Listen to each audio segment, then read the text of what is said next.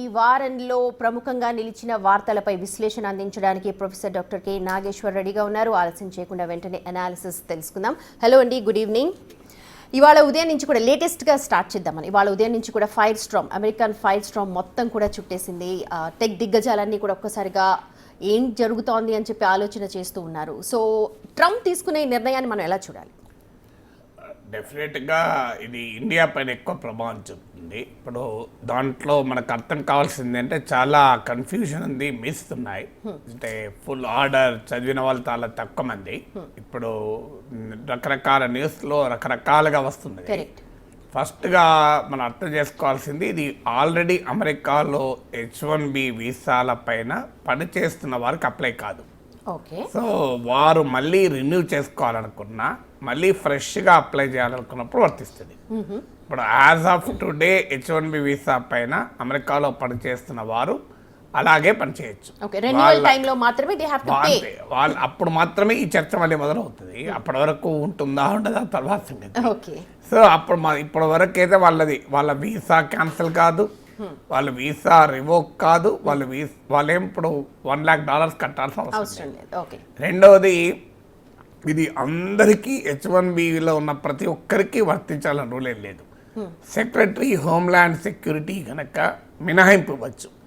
అంటే ఫలానా వ్యక్తికి H1B వీసా ఇవ్వడము US నేషనల్ ఇంట్రెస్ట్లో అవసరము, అమెరికా జాతీయ ప్రయోజనాలకు, అలాగే అమెరికా సెక్యూరిటీకి వెల్ఫేర్కు ప్రమాదము లేదు అనుకున్నప్పుడు ఇవ్వచ్చు. ముఖ్యంగా defence industry, science, technology, engineering, mathematics research, stem research, health care ఇలాంటి వాటిలో ఎగ్జామ్షన్స్ ఇచ్చే అవకాశం ఉంది.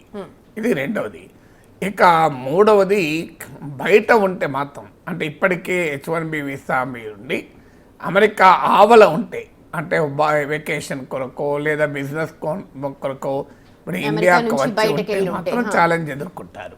అందుకే మీకు మైక్రోసాఫ్ట్, అమెజాన్, JP మోర్గాన్ వీళ్ళందరూ తమ ఎంప్లాయీస్ అందరినీ అమెరికా వదిలి వెళ్ళకూడదని H1Bలో ఉన్న వాళ్ళను ఆల్రెడీ ఇండియాలో ఇతర దేశాలు ఉంటే వెంటనే రమ్మని ఆదేశించారు.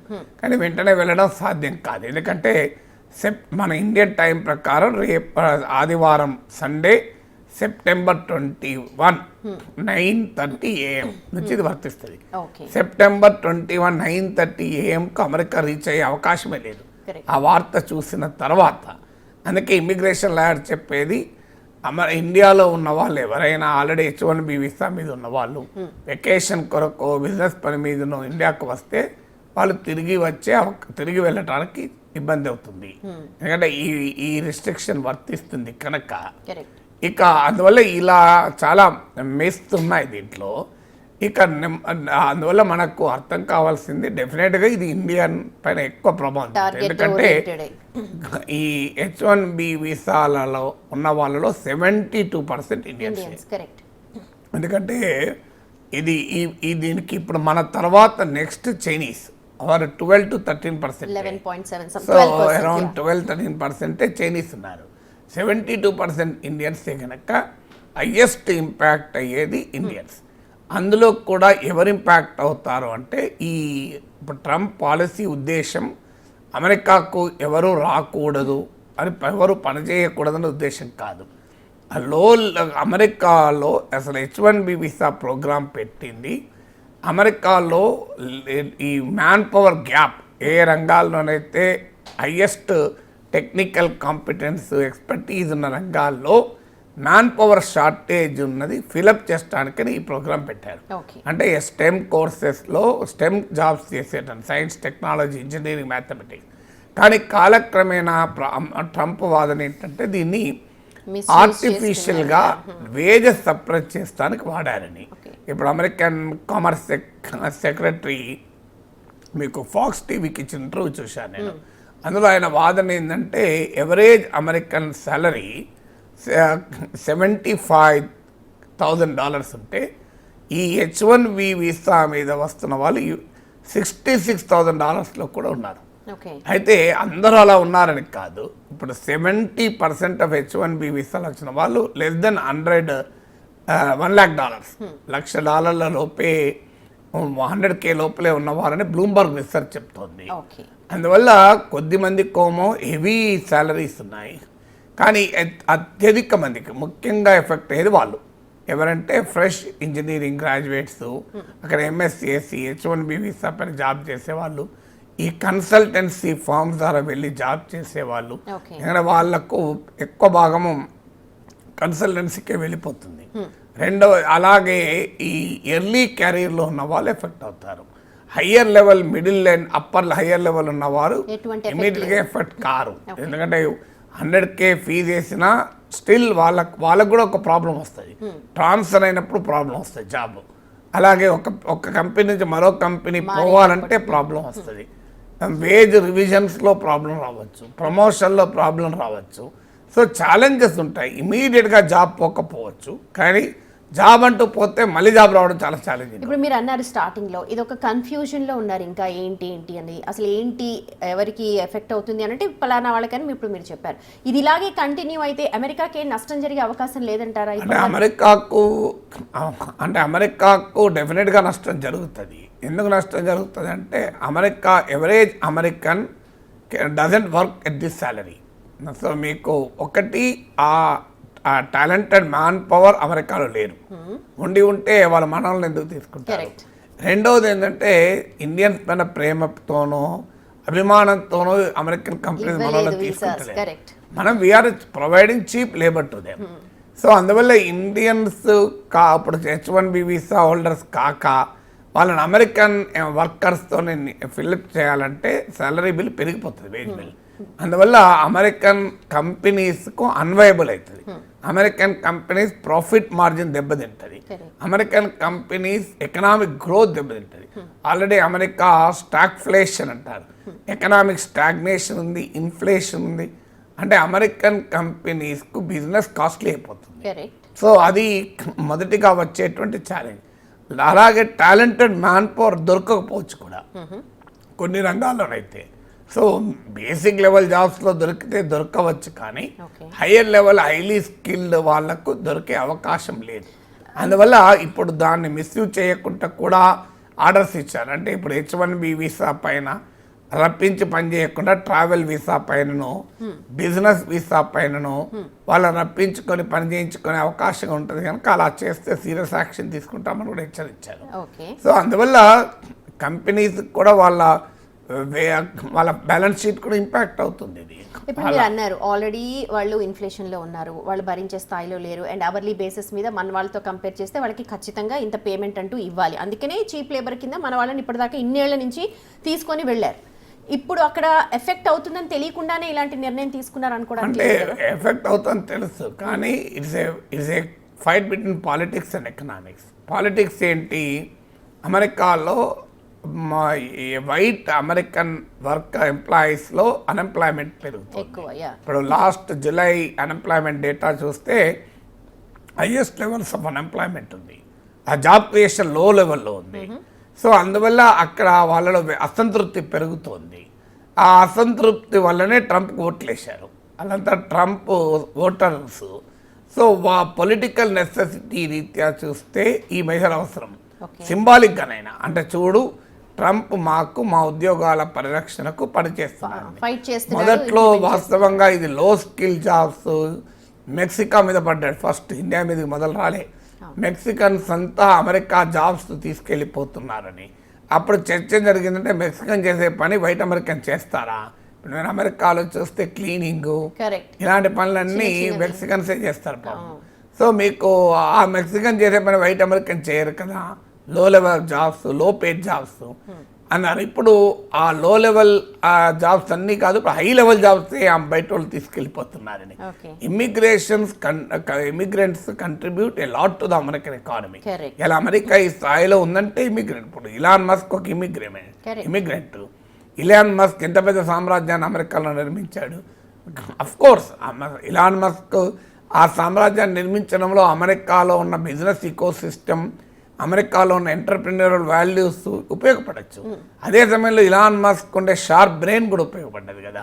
ఇప్పుడు ఇలాన్ మస్క్ లాంటి వాళ్ళు రావడం వల్ల అటు ఆయనకు లాభపడ్డది, అమెరికాకు లాభమైంది. కరెక్ట్. ఒక ఇలాన్ మస్క్ లాభం కాలే, అమెరికాకు లాభమైంది. ఓ స్పేస్ ఎక్స్ క్రియేట్ అయింది, ఓ టెస్లా క్రియేట్ అయింది, ఓ స్టార్లింక్ క్రియేట్ అయింది. మరి ఇన్ని కంపెనీలు క్రియేట్ చేసి ఎన్ని జాబ్స్ క్రియేట్ చేశాడు? మీకు పెద్ద పెద్ద వాళ్ళు ఇప్పుడు Sundar Pichai CEO of Google కావచ్చు, మైక్రోసాఫ్ట్ CEO కావచ్చు, వీళ్ళందరూ ఎక్కడ వచ్చారు? H1B వీసాల మీద మొదలొచ్చింది. మీకు అదంతా ఎందుకు? అది మీకు ఈవెన్ ట్రంప్, మీకు ఈ Vivek Ramaswamy another big supporter of ట్రంప్తో మొదలు పోటీ పడిన తర్వాత పాటు అక్కడ పెద్ద ఇండస్ట్రియలిస్ట్ ఇండియన్ అమెరికన్, అతను కూడా ఇలాగా వచ్చిన ఇలా దీన్ని సమర్థిస్తున్నాడు. H1B వీసా ఆయన కూడా పెద్ద ఎత్తున సమర్థిస్తున్నాడు. సో అందువల్ల మనకు అర్థం కావాల్సింది H1B వీసా వారు కేవలం వాళ్ళకు లాభపడడమే కాదు, they significantly contributed to American economy, American consumption contribute చేశారు. సో అమెరికాలో ఎంప్లాయ్మెంట్ క్రియేట్ చేశారు. అందువల్ల వీళ్ళందరిపైన అటాక్ చేస్తే అమెరికన్ ఎకానమీ కూడా దెబ్బతింటుంది. అయితే అది ఇమీడియట్గా పాలిటిక్స్ ఏం చెప్తుంది? ట్రంప్కు ఒక సింబాలిజం, ఏదో యాక్ట్ చేసినట్లుగా కనబడాలి, అవసరమైతే యాక్ట్ చేయాలని. ఇది ఎకనామిక్గా లాస్ అవుతుంది అంటే లాస్ అవుతుంది. అంటే it's a contradiction between political needs and economic needs. ఆ రెండింటి మధ్య ఘర్షణ చూస్తున్నాం. అయితే ఇప్పుడు ఈ పాజిటివ్, ఇప్పుడు మీరు అన్నట్టుగా అక్కడ లేబర్ కావచ్చు, లేకపోతే ఉన్న మంచి మంచి టాప్ క్రిమీ లేయర్ జాబ్స్ అన్నీ కూడా అక్కడ కనిపిస్తూ ఉన్నాయి. ఇప్పుడు ఇది మనకు ఎసెట్గా మనం పాజిటివ్ వేలో చూస్తే ఇప్పుడు ఇక్కడి నుంచి తరలి వెళ్ళడం ఆగిపోతుంటుంది. సో ఆ సబ్జెక్ట్ కావచ్చు, లేకపోతే ఇంటెలిజెంట్ పీపుల్, లేకపోతే ఇక్కడ క్రియేట్ చేస్తున్న వాళ్ళని ఎక్కువ మంది ఇండియాలో ఉంటారు అని మనం అనుకోవచ్చా? పాజిటివ్ వేగా వాళ్ళు ఉపయోగించుకుంటూ ఉపయోగము, మనం ఉపయోగించుకోకపోతే brain drain is better than brain in drain అంటారు. మేధావుల వలస నష్టమే, కానీ వాళ్ళని ఉపయోగించుకోకపోతే ఏమొస్తుంది? ఇండియన్ ఎకానమీ వాటిని ఉపయోగించుకోగలగాలి కదా. ఇవాళ వీళ్ళని నిజంగానే ఆ వాతావరణం మన ఇండస్ట్రీలో ఉండాలి, ఆ ఎకడమిక్ సిస్టమ్ మన దగ్గర ఉండాలి, ఎకానమీ ఆ రకంగా ఉండాలి కదా. లేకపోతే ఏమవుతుంది? సో వాళ్ళు ఇక్కడ అన్ఎంప్లాయ్మెంట్ కంట్రిబ్యూట్ చేస్తారు. ఏమవుతుందంటే ఆ రకమైన ఫ్రీడము, ఎంటర్ప్రినర్షిప్, ఆ ఇకో సిస్టమ్ మనం క్రియేట్ చేయడం లేదు కదా. ఇప్పుడు అమెరికన్ యూనివర్సిటీస్లో మీకు నేను MITలో చూశాను, మ్యాథమెటిక్స్ ఇన్స్టిట్యూట్ ఆఫ్ టెక్నాలజీలో స్టూడెంట్స్ ల్యాబ్కి వెళ్తే ఆశ్చర్యమైంది. వాళ్ళు మినీ రోబోట్స్ తయారు చేస్తాను ప్రాజెక్ట్ రిపోర్ట్లో. మన దగ్గర ప్రాజెక్ట్ రిపోర్ట్లు అమీర్పేటలో జిరాక్స్ సెంటర్లో తయారవుతాయి. సో మనం ఆ లెవెల్ సృష్టించుకుంటే డెఫినెట్గా ఉపయోగం, అనుమానమే లేదు. కానీ ఆ రకమైన ఉదాహరణకు మీకు సింపుల్ ఎగ్జాంపుల్, పెద్ద పెద్ద టెక్నాలజీ పక్కకు పెట్టండి. ఒక గొప్ప సింగర్లు 4 అమెరికాలో ఉన్నారు. వాళ్ళు అమెరికాలో సెటిల్ అయిపోయారు, అక్కడే పాటలు పాడుతున్నారు. సో మనం వాళ్ళను అమెరికా ఎలగొట్టింది అనుకుంటాం, H1B వీసాలో వెళ్ళి వాళ్ళు సింగర్ పాటలు పాడుతున్నారు, సంగీతం వినిపిస్తున్నారు. సో వాళ్ళు ఎలా ఉంటారు అనుకోండి, ఇక్కడ ఇండియాకి లాభం ఎప్పుడు ఆ సంగీతం వినటోడు లాభం, వినటో లేకపోతే వాళ్ళు ఏం చేయాలి? సో ఇప్పుడు ట్రంప్ తీసుకునే నిర్ణయంతో ఇప్పుడు మీరు అన్నట్టుగా ఇక్కడ ఉన్న క్యాపబిలిటీస్ కావచ్చు, లేకపోతే ఇంటెలిజెన్స్ అంతా కూడా ఇక్కడ వాడుకోవడానికి స్కోప్ ఉంది. ఇప్పుడు ఇక్కడ వాడుకునే అవకాశాన్ని కల్పించాలి. స్కోప్ అంటే ఇండియన్ ఎకానమీ ఎక్స్పాండ్ అయితే ట్రంప్ అవసరం లేదు కదా, మన వాళ్ళు వచ్చేస్తారు కదా. ఇప్పుడు ఈ మధ్య రివర్స్ మైగ్రేషన్ స్టార్ట్ అయింది. మీరు అమెరికాలో ఉండి ఇండియాలో రిటర్న్ రావడం కూడా మొదలైంది. మీకు ఆ ట్రెండ్ కూడా మొదలైంది. అల్టిమేట్లీ నీకు ఏది బెటర్గా ఉంటే అక్కడ ఉంటారు తప్ప ఒక ఫ్రీ ప్రపంచంలో నువ్వు ఎవరిని రిస్ట్రిక్ట్ చేయలేవు. అయితే ఇది ఇంకా ఎవాల్వింగ్ సిచ్యువేషన్. ఇప్పుడు H1B వీసాల మీద పని చేయించుకోకపోతే ఏం చేస్తారో కూడా చెప్పలేము. ఉదాహరణకు there is every possibility outsourcing పెరగచ్చు, దానిపైన కూడా ట్రంప్ ట్యాక్స్ వేస్తానంటున్నాడు, హైరింగ్ ట్యాక్స్ అని. ఇప్పుడు అక్కడ పని చేయించకుండా కన్నా ఇక్కడ పని చేయించుకోవచ్చు. ఇప్పుడు H1B వీసాలకు ఇబ్బంది అయితే ఇప్పుడు మన వాళ్ళు చాలామంది ఏదైనా కారణం రీతి ఇక్కడికి వస్తే వర్క్ ఫ్రమ్ హోమ్ చేస్తుంటారు వాళ్ళంతా. సో వర్క్ ఫ్రమ్ హోమ్ చేయించుకోవచ్చు, ఇప్పుడు అవుట్ సోర్సింగ్ చేయొచ్చు. ఇప్పటికే అవుట్ సోర్సింగ్ ఉంది. అమెరికన్ కంపెనీలకు మన వాళ్ళు చాలా పనులు కూడా చేస్తున్నారు. అమెరికాలో ఉన్న సూపర్ మార్కెట్లకు కూడా మన కాల్ సెంటర్లకు వెళ్ళి పనిచేయడం లేదా? సో అందువల్ల రేపు if you stop the human resource, the work May shift. So వర్క్ను షిఫ్ట్ చేయడాన్ని ఆపితే వర్క్ షిఫ్ట్ కావచ్చు. వర్క్ షిఫ్ట్ని కూడా ఆపుతావా అంటే ట్రంప్ ఆపుతా అంటున్నాడు. మీరు వర్క్ కూడా షిఫ్ట్ చేస్తే మీ పైన ట్యాక్స్ ఇస్తా అని. కానీ అలాంటప్పుడు మరి వైబుల్ కాకపోతే అమెరికన్ బిజినెస్ ఏమవుతుంది? ట్రంప్కి అర్థం కావాల్సింది ఏంటంటే అమెరికన్ జాబ్స్ అమెరికా నుంచి వెళ్ళిపోవటానికి కారణం ఏంటి అనేది నాకు అర్థమైతలేదు. కారణం ఏంటి? అమెరికన్ క్యాపిటల్ లాభాల వేటలో ప్రపంచమంతా వెళ్ళింది. ఎక్కడ తక్కువ ఖర్చు ఉత్పత్తి చేయాలంటే అక్కడ ఉత్పత్తి చేయడం మొదలుపెట్టింది. చారిటీతో పోలేదు ఇవి. So unless American economy competitive అయి అమెరికన్ లేబర్ కాంపిటేటివ్ కాంతి నువ్వు వాళ్ళు ఎందుకు వెళ్ళారంటే వెళ్తారు నువ్వు. ఎందుకంటే క్యాపిటలిజంకి ఉండే లక్షణం ఏంటంటే కట్ త్రోట్ కాంపిటీషన్ ఉంటుంది. అంటే లాభాల వేటలో ఎక్కడికైనా వెళ్తారు, ఎక్కడ లాభం వస్తే అక్కడికి వెళ్తారు. సో వాళ్ళు వెళ్ళింది ఏదో ఇండియా అనుసరించడానికి రాలే, ఇక్కడికి చైనా అనుసరించడానికి రాలే. ఇలా ఎందుకు టెస్లా చైనాలో ప్రొడక్షన్ చేస్తుంది, ఎలాన్ మస్క్ కూడా మేక్ అమెరికా గ్రేట్ అగైన్ లాబీలో భాగమే కదా. ఎందుకు యాపిల్ ఇండియాలో చైనాలో వియత్నాంలో ప్రొడ్యూస్ చేస్తుంది? ఏదో మన వాతావరణం నచ్చి కాదు కదా, మన ఫుడ్ నచ్చి కాదు కదా. మళ్ళీ ఇక్కడికి ఎందుకు వచ్చారు? ఇక్కడ చీప్ ప్రొడక్షన్ కనుక వచ్చారు. ఇక్కడే కాదు, ఎక్కడ చీప్ ప్రొడక్షన్ ఉంటే అక్కడికి వెళ్తారు. That is how the capital flows. Capital ఉండే లక్షణం in search of profit it goes anyway. So నీకు ఇప్పుడు కాదు, క్యాపిటల్కి ఉండేటువంటి సహజ స్వభావానికి భిన్నంగా క్యాపిటల్కు నేషనలిజం ఉండాలి, జాతీయత ఉండాలి, దేశభక్తి ఉండాలి. అది అమెరికాలోనే ఉండాలి. ఎందుకు ఉంటుంది? లాభం ఎక్కడితే అక్కడికి ఉంటుంది.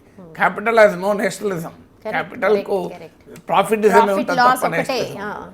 ఈజ్ అ పక్కా బిజినెస్ మ్యాన్. మనం ఫస్ట్ స్టార్టింగ్ అనుకున్నట్టుగా బిజినెస్ మ్యాన్, కానీ ఖచ్చితంగా ఎఫెక్ట్ పడుతుంది ఎకానమీ మీద అని తెలిసి ఇలాంటి వెర్రి వేలం నిర్ణయాలు అని చెప్పి పక్కా బిజినెస్ మ్యాన్ కానీ పక్కా పొలిటీషియన్ కూడా. ఓకే, రెండింటి మధ్య రెండు రోల్స్ ఉంటాయి కదా. అలాంటప్పుడు H1B వీసాను ఇదివరకు సమర్థిస్తూ మాట్లాడాడు కూడా. ఇలాన్ మస్క్ సమర్థించినప్పుడు నేను ఇది గ్రేట్ ప్రోగ్రామ్, నేను కూడా ఆ ప్రోగ్రామ్ ఉపయోగించుకున్నాను కూడా అన్నట్టు. సో అల్టిమేట్లీ ఒక సామెత ఉంది, ఎన్నికలప్పుడేమో పొలిటీషియన్గా ఉంటారు, ఎన్నికలు అయ్యాక సీఈఓలుగా మారుతారు, మళ్ళీ ఎన్నికలు వచ్చినప్పుడు మళ్ళీ పొలిటీషియన్లు అవుతారు. ఇప్పుడు 2026లో మిడ్ టర్మ్ ఎలక్షన్స్ ఉన్నాయి. సో ఆ ఎలక్షన్స్లో గెలవాలి. ఇప్పుడు ట్రంప్ పట్ల రేటింగ్స్ పడిపోతున్నాయి. సో ఈ has to create some fervour కదా. సో అదొకటి కారణం కావచ్చు. రెండవది, ఇండియాతో ట్రేడ్ డీల్ నడుస్తుంది. అమెరికా ఉత్పత్తులను ఇండియాలో అమ్ముకోవాలి అని. ఇప్పుడు ఉదాహరణకు అమెరికా సోయాను చైనా పెద్ద ఎత్తున కొంటుంది. ఆ చైనా పైన రిస్ట్రిక్షన్లు ఇస్తే చైనా సోయా కొనమా అనేది బ్రెజిల్ నుంచి కొంటారు. ఇప్పుడు American soya farmer, corn farmers middle అమెరికాలో ఉంటా, వాళ్ళంతా ట్రంప్ సపోర్టర్స్. ఇప్పుడు మన ఇండియాలో కార్న్ కొనమని అంటున్నాడు. ఒక రకంగా రష్యన్ ఆయిల్ అని పేరు చెప్పి శాంక్షన్ విధించడం కానీ, H1B కానీ, ఇవన్నీ ఏంటంటే ఇండియా పైన ఒత్తిడి తేవడానికి. అమెరికా లక్ష్యం ఏంటంటే భారత వ్యవసాయ మార్కెట్లోకి, డైరీ మార్కెట్లోకి, ఫిషరీస్ మార్కెట్లోకి పెద్ద ఎత్తున ఎంటర్ కావాలని ఎత్తుగడ. ఇప్పుడు H1B వీసా కొరకు మన గవర్నమెంట్ రైతుల ప్రయోజనాల్ని, పాల ఉత్పత్తిదారుల ప్రయోజనాల్ని తాకట్టు పెడుతుందా, లేదు మాకు ఈ సెక్షన్స్ ముఖ్యమని నిలబడుతుందా, ఏదో ఒక రకంగా టెస్ట్ చేయడం, ఇండియా పైన ఆ ప్రెషర్ పెంచి ఇండియా ఏ రకంగా రియాక్ట్ అవుతుందని టెస్ట్ చేస్తున్నారు ట్రంప్. ఓకే, ఎలాంటి నిర్ణయాలు తీసుకోవచ్చు అంటారు? అంటే ఇండియా దగ్గర ఉన్న మన ఆప్షన్స్, ఐఎమ్ టెల్లింగ్ ఆప్షన్స్ ఏంటి యాజ్ ఎ అనలిస్ట్ ఏంటి? Extremely difficult. ఎందుకంటే ట్రేడ్ అనేది ఒక్క అంశం పైన ఉండదు, హండ్రెడ్స్ ఆఫ్ అంశాల మీద ఉంటాయి కనుక టీవీ ఛానల్లో కూర్చొని ట్రేడ్ డీల్ రాయకూడదు. Not the trade deal. India ముందు ఆప్షన్స్ ట్రేడ్ డీల్ ఆప్షన్స్ కదా. ఆప్షన్స్ అంటే ఇంకా వేరే ఏముంటుంది? ఆప్షన్స్ అంటేనే యూ హ్యావ్ టు ఎక్కడ ఇవ్వాలి, ఎక్కడ తీసుకోవాలి. ఇప్పుడు ఆల్రెడీ ఇండియా కొన్ని ప్రపోజల్స్, ఇప్పుడు కాటన్ పైన ఇటీవల ఇంపోర్ట్ డ్యూటీ ఎత్తేసారు. ఆల్మండ్స్, బాదం పిస్టాల పైన రెస్ట్రిక్షన్ తొలగించారు. హార్లీ డేవిడ్సన్, టెస్లా లాంటి లగ్జరీ వెహికల్ తగ్గించారు. అమెరికా నుంచి పెట్రోల్, గ్యాస్ ఎక్కువ కొంటాం, డిఫెన్స్ ఇంపోర్ట్ పెంచుకుంటామన్నారు. సో అందువల్ల it's a very complex negotiations. మనం టీవీ ఛానల్లో కూర్చొని ట్రేడ్ డీల్లు రాయకూడదని ఎందుకంటున్నా అంటే, ఒక అంశం పైన ఒక్కొక్క దానిపైన మనము లాభ నష్టాలని బేరీజ్ వేసుకోవాలి. అమెరికా ప్రపోజల్ ఏంటి, మన ప్రపోజల్ ఏంటి, ఏది ఎలా, మైక్రో పిక్చర్ ఏంటి, మ్యాక్రో పిక్చర్ ఏంటి అని చాలా బ్యాలెన్స్ చేసుకోవాలి. స్టూడెంట్స్ పర్వ్యూ ఇప్పుడు ఎలా మారాలంటారు? డాలర్ డ్రీమ్స్ షాటర్ అవుతూ ఉన్నాయి, కొత్త వాళ్ళకి వెళ్ళడానికి అవసరం అక్కడ లేదు, అసలు ఛాన్సెస్ లేవు. వాళ్ళ వ్యూ ఇప్పుడు ఎలా మారాలి, ఎక్కడ వాళ్ళు కాన్సంట్రేట్ చేయాలి? ఇది ఈ రిస్ట్రిక్షన్స్ అన్నీ కూడా లో లెవెల్, బిగినింగ్ లెవెల్ వాళ్ళపైన ఎక్కువ ఇంపాక్ట్ చూపుతుంది. ఇదనే కాదు, ఈవెన్ ఆర్టిఫిషియల్ ఇంటెలిజెన్స్ అయినా, రోబోటిక్స్ అయినా, టెక్నాలజీ డెవలప్మెంట్ ఎప్పుడు కూడా లోయర్ లెవెల్, మీడియాకర్ లెవెల్ వాళ్ళని ఎఫెక్ట్ చేస్తుంది. హయ్యర్ లెవెల్ ఉన్న వాళ్ళు ఎప్పుడు ఎఫెక్ట్ కాదు. అందువల్ల నీకు ఈవెన్ ఇప్పుడు ఈ ట్రంప్ విధించే ఆంక్షలకు కూడా హైలీ స్కిల్ హైలీ పేడ్ వాళ్ళని ఎంకరేజ్ చేసి లో పేడ్ వాళ్ళని డిస్కరేజ్ చేయాలనేది లక్ష్యం. సో టోటల్గా H1B ప్రోగ్రామ్ స్క్రాప్ చేయాలని కూడా మాగా లాబీ డిమాండ్ చేస్తుంది. కానీ H1B వీసా ప్రోగ్రామ్ స్క్రాప్ చేయడం సాధ్యం కాదు. సో అందువల్ల ఉద్దేశం ఏంటంటే దీన్ని నెంబర్స్ తగ్గుతాయి, కానీ highly skill highly paid highly talented highly competent work ఫోర్స్కు ప్రమాదం ఉండదు. వాళ్ళకి ఇంకా అపార్చునిటీ పెరిగినా ఆశ్చర్యం లేదు. కానీ లో లెవెల్ మిడిల్ లెవెల్ వరకు కూడా ఇంపాక్ట్ అవుతుంది.